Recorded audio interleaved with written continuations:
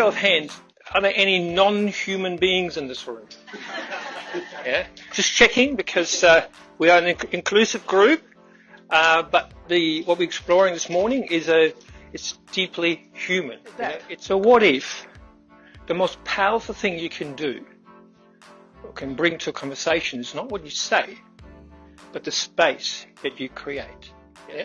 People are not broken. They work perfectly well in accordance to their map of the world. For directions. So if you ask me for directions, I'm going to point in the direction. If you ask me for advice, I will tell you in words, right? But if all you do is looking at my finger and listening to my words, you may not see where I'm pointing, all right? So treat everything as a metaphor and then see what shows up, right? I'm handing you something.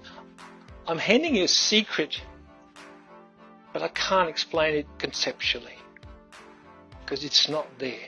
You know, you cannot see what you cannot see until you see it. You know, we're meeting at various levels of development and level of understanding how the world works. And when we see something fresh and it makes more sense, then the old will be gone.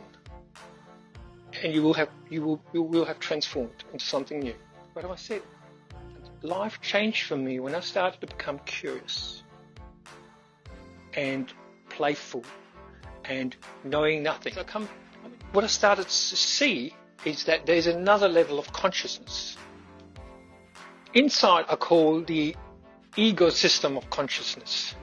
So the other side is the ecosystem of consciousness from which this arises. Imagine that if we all come from the same water, from the same intelligence, we all have access to it. So the intelligence it's in me means it's in you. And when I want to point people in a conversation, especially the coaching conversation, is pointing them to this. When you shift to how life works, how the human experience works, you walk through life through a total different perspective.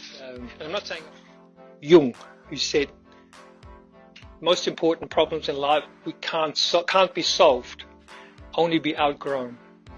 This is what I like to use, especially in coaching, to calibrate and track where a person is, or get a sense of their world and where they're at, right?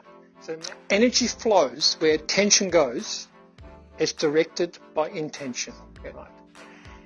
So if you're not heading in a direction you want to, check in with your intention, because the attention just follows the intention, right? So my invitation to you is to walk out now, meet with your peers, and create an environment to wake something in them through grace, not will.